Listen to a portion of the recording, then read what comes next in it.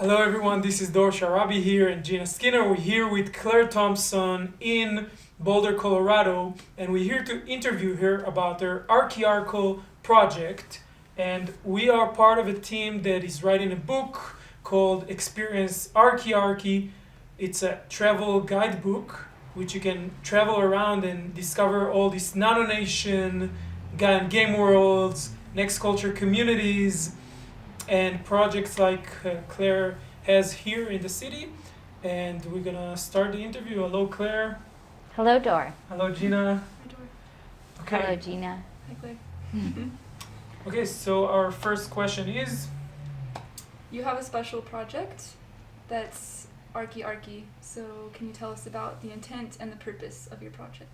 So, the intention of this project, it's a very large initiative, but our intention is to map and support local essentials for thriving, be that local permaculture initiatives, local food systems, local housing, clean water, and to do that in order to build a really healthy local culture. How can someone get connected to the events and processes that you have? A great way to connect with what we're doing here. So we have a beautiful event center and coffee stand right in the heart of Boulder on Arapahoe and Broadway and Boulder Creek. So it's this beautiful confluence of all of these energies of Boulder. And it's where we host a lot of our events and have a lot of advertisement for local hubs of agriculture and housing and all of these EFTs, we call them, Essentials for Thriving. So come visit us at the Riverside or the coffee stand and you can check out what we're doing. it's great here. Yeah, it's really something special. What's your project relationship with adulthood initiation processes? That's a big one. So we started this project off kind of just going with an idea, but one of our team members had gone through a lot of possibility management training. So he brought a lot of these ideas of radical responsibility and community-driven projects, but he was kind of speaking his own language, and it was hard to meet him. And then we brought an Expand the Box training and a mini lab to this building. So it was a team of, I want to say 12 of us, really challenging ourselves. We all stayed together in this building. We cooked together. We ate together. We went through these big feelings and big emotions and really became a village. And that gave us an opportunity to learn how to be, instead of just individuals, a team, a village.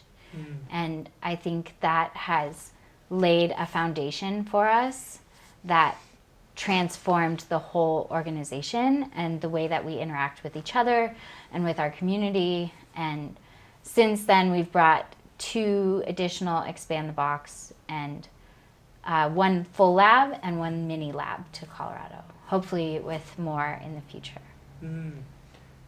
How does your project navigate the space of responsibility?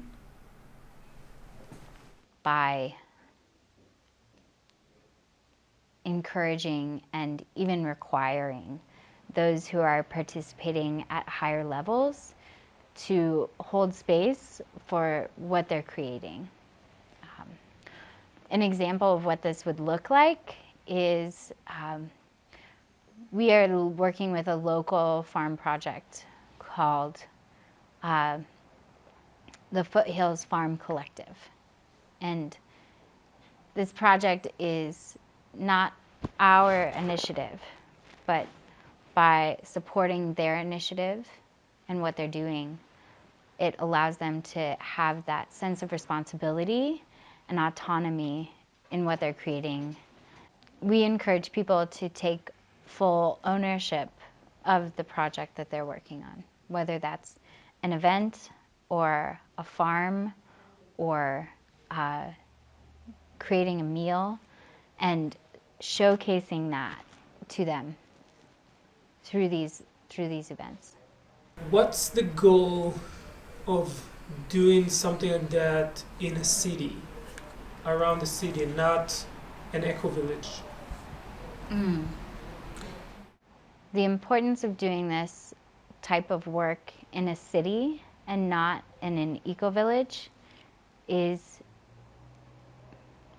within cities it's so easy to get lost in the noise of modern culture, to get in the loop of wake up, go to work, go to the bar, go home, sleep, do it all over again. And I think also eco-villages have a tendency to insulate themselves from society. And it's this beautiful bubble of like heaven on earth. But then as soon as you leave that, you're back in this. So what we're doing here is building a bridge from modern culture to these eco-villages and creating a really strong synapse within like the neural network of the planet so that people can actually connect to an eco-village and still live their normal life in modern culture. So it's a stepping stone from how do we go from a city to eco-village. It's a really huge gap currently to go from living in a city, working at a corporation, to living on the land in an eco-village. And I do think that there's a middle ground. I think there's an in-between, and both sides will benefit from knowing the other. How can a traveler that is coming to explore your game world can participate without being a consumer of the game world? I really prescribe to this theory of conscious consumption. And, you know, as human beings, as living things on this planet, that's part of our makeup, is to consume. So to do that from a place of reverence and awareness of what you're consuming, be it food or water or media, it's that consumption that gives us fuel to give back to our communities. So I say to the traveler who's avoiding consuming, please come sit at our table and eat our food. Please come and enjoy our culture and reap our harvest with us, because that's what we want to provide, and that's what I want to do as I travel. I don't want to travel to an eco-village and consume the same culture that I get to enjoy here. I think that's part of the joy of a really diverse ecosystem, is not just the diversity of the produce, but also a diversity of the production. Here in Colorado, we have delicious peaches, like out of this world, juicy, incredible peaches. But we don't have bananas. And I think that's okay. If I want to have a really good banana, like really good from the soil, then I go to Costa Rica. Here in Colorado, we have amazing mountains to climb. So if you want to taste what it's like to climb a mountain, to breathe that zero oxygen air, then come here and experience that. But if I want to go scuba diving, then I'm going to go to Hawaii and scuba dive with that culture there. We are conscious consumers, and I think that's also what I want to encourage as we move towards next culture. Can you tell us about your game world's relationship with evolving consciousness? Yes. So in conscious evolution, I've noticed how human beings are in this process of moving from an individual consciousness into a group consciousness or group intelligence. It's like the consciousness of a single bee understanding then the consciousness of a whole hive. So I think that's what we're doing through this process of events. An event cannot be put on by one person. It takes the whole production team, it takes the captive audience, it takes the performers or whatever that event may be. It really brings everyone together as one organism. And then once the event is over, the organism dissolves and becomes something else. I see that as our contribution to evolving consciousness. What is your project's next step? Right now we're running an experiment of 3 months until the end of March 2023 with open source community events out of the coffee stand. So these are evening events that are inviting people in to showcase a workshop or a skill they might have, or just bringing people together for a game night. The purpose of this is to build gravity around this organization and just be together and enjoy our time.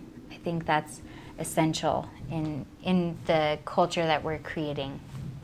It's about, so much of our culture in America is focused on achieving and coming together to make it better or more or whatever. And I think there's so much value in coming together to just be humans. It sounds like there's an element of the unknown in your project. There's definitely an element of the unknown. I think that's what allows for that element of conscious evolution to really shine through. If you know where you're going, then you've been there before. But if you're going somewhere completely new, then there has to be an element of the unknown. Cool. So that sounds like it ties in with the adult initiatory process piece, that element. Definitely. It's the process of maturation, or growing up, if you will, remains unknown until you get there. So I think, I would hope that none of us ever fully grow up, because then we never stop evolving. Totally. So same thing, and thank you so much for these questions that you're asking. Like, I think you're finding these, it's like golden keys almost, to new spaces that I get to discover about my own community and the project that I'm working on. It's great. Yeah, thank you. Our teaming experience Archiarchy guidebook that we're working on made this question for exactly that, what you're speaking about. So Yeah.